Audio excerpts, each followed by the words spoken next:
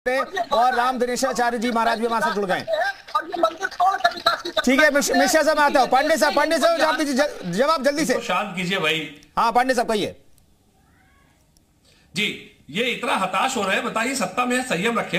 14 में सरकार पे 55 लाख करोड़ रुपए का कर्ज था और जो कि 23 में बढ़कर 161 लाख करोड़ हो गया। ये पहली अर्थव्यवस्था का अर्थशास्त्री मैं देख रहा हूं जिसके आंकड़े उल्टी दिशा में दौड़ रहे हैं। कर्ज बढ़ रहा है देश में, हर व्यक्ति पे, प्रति व्यक्ति आय की जगह पे कर्ज बढ़ रहा है और इनके अनुसार देश की जीडीपी बढ़ रही है। ये कैसी जीडीपी है जिसमें देश के नागरिकों की आय घट रही है, देश की बढ़ रही है? मतलब इनकी अर्थव्यवस्था ही उल्टी दिशा में चलती है। तो भाई डिग्रियां संदिग्ध है, नेतृत्व संदिग्ध डिग्रियों वाला है। पांडे साहब ऐसा लग रहा है कि हम डिस्कशन करने के लिए ना, पांडे साहब मैं माफी चाहूंगा।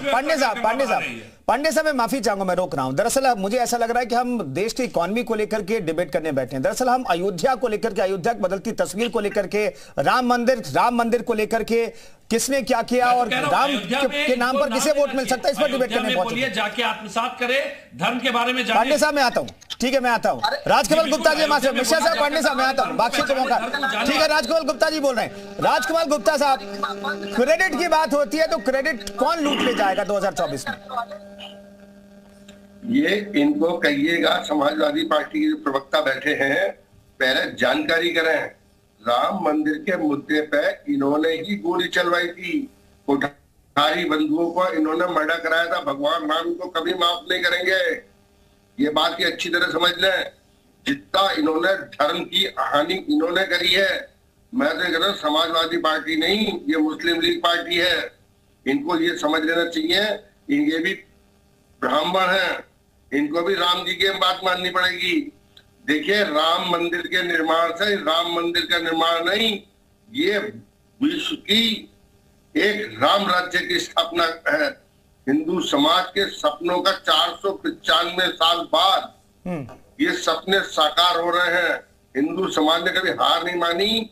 4,95,000 लोगों ने अपने जीवन का बलिदान दिया। ये जो मंदिर गा रहे हैं ना, ये हमारे मंदिर जो होते हैं ना, वो आस्था के साथ साथ व्यापार भी देते हैं, इकोनॉमी भी बढ़ाते हैं। इकोनॉमी की बात करते हैं, कितने लोगों को रोजगार मिलता है, फूल बेचने वाले को मिलता है। हर तरीके की इकोनॉमी मंदिरों से जुड़ी हुई है। लेकिन मैं उस तरफ ले जाऊंगा, चूंकि मैं इकोनॉमिस्ट नहीं हूँ। मैं विश्व हिंदू परिषद का कार्यकर्ता हूँ, हिंदू की बात करता हूँ, मंदिर की बात करता हूँ और मंदिरों की बात करता हूँ। ऐसा मत कहो, अरे भगवान राम ने तो तुम्हें कहाँ पहुंचा दिया। अपना आत्म चिंतन करो, इस मंदिर के बारे में गलत मत बोलो। भगवान देखता है, भगवान सुनता है। इसकी सजा तुम्हें इतने साल से मिल रही है, अभी पता नहीं कितनी और मिलेगी। ये बात निश्चित समझ लो आप, मेरे बात समझ लो आप। ये राम दिनेशाचार्य जी महाराज, राम दिनेशाचार्य जी, क्रेडिट की बात हो रही है कि भाई क्रेडिट, और बीजेपी लगातार कोशिश कर रही है। और यहां तक जो बीजेपी कोर कमेटी की बैठक हुई कल दिल्ली में 2 दिवसीय, उसमें भी कहा गया कि भाई कार्यकर्ता जाएं, वीएचपी के कार्यकर्ता जाएं, लोगों को बताएं कि राम मंदिर के लिए क्या क्या बलिदान दिए बीजेपी ने, साधु संतों ने क्या बलिदान दिया, कितनी लंबी लड़ाई लड़ी गई। तो मेरा सवाल सीधा से पॉलिटिकल, चूंकि हम चर्चा कर रहे हैं तो पॉलिटिकली मैं सवाल पूछना चाहता हूं आपसे, किसे आशीर्वाद देंगे आप लोग और किसे आशीर्वाद मिल सकता है? देखिए, एक साधु होने के नाते साधु का आशीर्वाद तो सबके साथ होता है।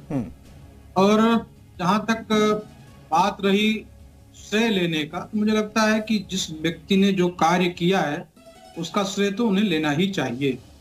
अब राम मंदिर के मुद्दे पर और पार्टियों का जो बयान है कि 10,000 कमरे दशरथ जी के थे तो किस कमरे में राम जी का जन्म हुआ था। राम जी स्वयं नहीं चाहते कि अयोध्या में राम जी का मंदिर बने। राम सेतु काल्पनिक है, राम जी काल्पनिक हैं। मुझे लगता है कि इन सब बयानों के बाद यदि आप ये चाहते हैं कि श्रेय भी हमें मिल जाए, तो ये दोनों बात एक साथ नहीं हो सकती है। या तो आप उसमें शामिल हो सकते हैं और या तो आप उससे बाहर हो सकते हैं, दोनों एक साथ नहीं हो सकती है। दूसरी बात यह है कि बीजेपी प्रत्येक समय इस बात को मानती रही कि राम मंदिर उसके एजेंडे में है और राम मंदिर का निर्माण कराना है। लेकिन संवैधानिक तरीके से कोर्ट के आदेश आने के बाद मंदिर का निर्माण हो रहा है। बीजेपी के साथ साथ बीएचपी ने, विश्व हिंदू परिषद और पूरा बजरंग दल, जितने भी घटक हैं, इन सारे लोगों ने अपना तन मन धन जीवन सब भगवान श्री राम के लिए समर्पित कर दिया। मैंने खुद देखा कि अशोक सिंघल जी के सर फटे हुए थे, उनके सर से खून गिर रहा था और फावड़ा लेकर के काल सेवा करने के लिए वो आगे बढ़ते जा रहे थे, पुलिस ने गिरफ्तार कर लिया। आप उन व्यवस्थाओं को देखिए, उस काल को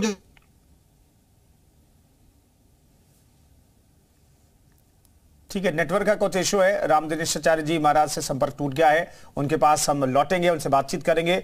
विजय उपाध्याय जी, चूंकि अब अयोध्या को लेकर के तो यहां तक कहा जा रहा था कि अयोध्या जिस स्वरूप में अभी हम देख पा रहे हैं, मंदिर तो ठीक है, मंदिर का इंतजार तो 5 शताब्दियों से लोग कर रहे थे, लेकिन अयोध्या की जो तस्वीर बदली है, जो इंफ्रास्ट्रक्चर वहां पर डेवलप हुआ है और जो फोकस दिखाई देता है अयोध्या को लेकर के, क्या अयोध्या एक सिंबल है हिंदुत्व का बीजेपी के लिए और इसका फायदा मिलेगा?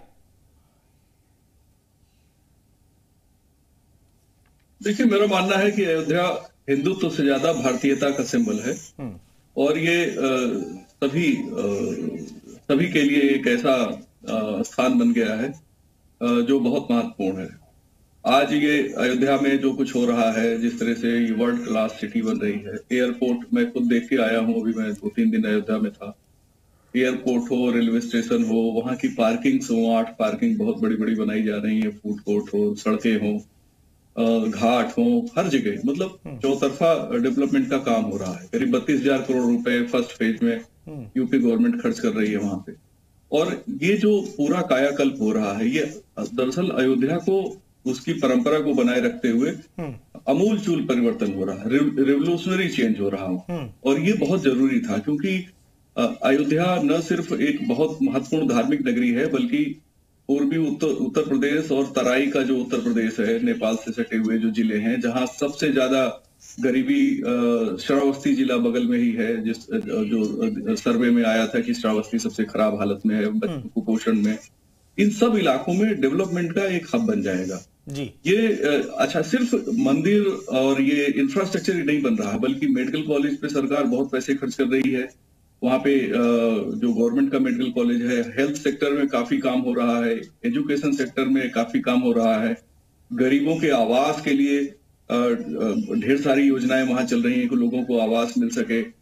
125 से ज्यादा योजनाएं ऐसी हैं, और जो सड़कें हैं, अंदर की गलियां हैं, सबका रिनोवेशन हो रहा है। तो ये जो परिवर्तन हो रहा है, ये एक शहर को नए सिरे से, बिना उसको डिसमेंटल किए हुए, बिना लोगों को वहां से हटाए हुए, पूरे शहर का जो कायाकल्प है, ये अपने आप में बहुत अद्भुत है। अब आप देखिए, कुछ लोग अभी बात कर रहे थे, शायद वो बीजेपी और समाजवादी पार्टी के लोग, कि इसमें ये चीजें हो गई, वो चीजें हो गई। मेरा ऐसा मानना है कि ये जो 32,000 करोड़ रुपए हैं, एक्सेलरेटिंग इफेक्ट होता है इकोनॉमिक्स में, उसका इम्पैक्ट अगर आप देखेंगे, ये 32,000 करोड़ चूंकि अयोध्या में खर्च हो रहा है, तो एक्सेलरेटिंग इफेक्ट से ये कम से कम 1 लाख करोड़ रुपए का इम्पैक्ट डालेगा अयोध्या की इकोनॉमी में।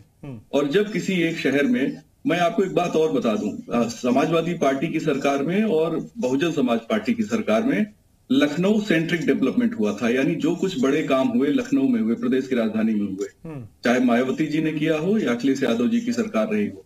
और करीब करीब 10-10 हजार करोड़ रुपए दोनों ने लखनऊ में खर्च किए हैं, शायद इससे कम होगा, लेकिन मेरा अनुमान है कि सारे तरीके की खर्चे मिला लिए जाएं तो 10,000 करोड़ रुपए इनकी सरकार में, 10,000 रुपए। लेकिन आप सिर्फ अयोध्या में पिछले 2 साल के दरमियान अगर 32,000 करोड़ रुपए खर्च हो रहे हैं, तो उसका धार्मिक महत्व तो है। 1,000 ट्रेनें आ रही हैं एयरपोर्ट पे, 1,000 ट्रेनें, मैं आपको बता रहा हूँ, फरवरी तक सिर्फ श्री राम जन्मभूमि स्टेशन पर ट्रेनों के खड़े होने की जगह नहीं होगी, क्योंकि सब स्पेशल ट्रेनें आ रही हैं और देश भर से आ रही हैं।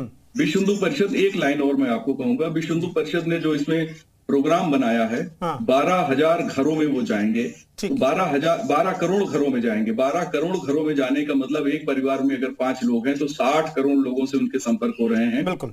और जो 5 लाख गांव में ये लोग 22 तारीख को कार्यक्रम करेंगे। ठीक है वजह से मैं लौटूंगा, इस चर्चा को जारी रखेंगे। दरअसल अद्भुत अयोध्या से क्या बीजेपी को फायदा मिलेगा? बीजेपी की राह, 2024 की राह, लोकसभा चुनाव की राह आसान होगी, इस पर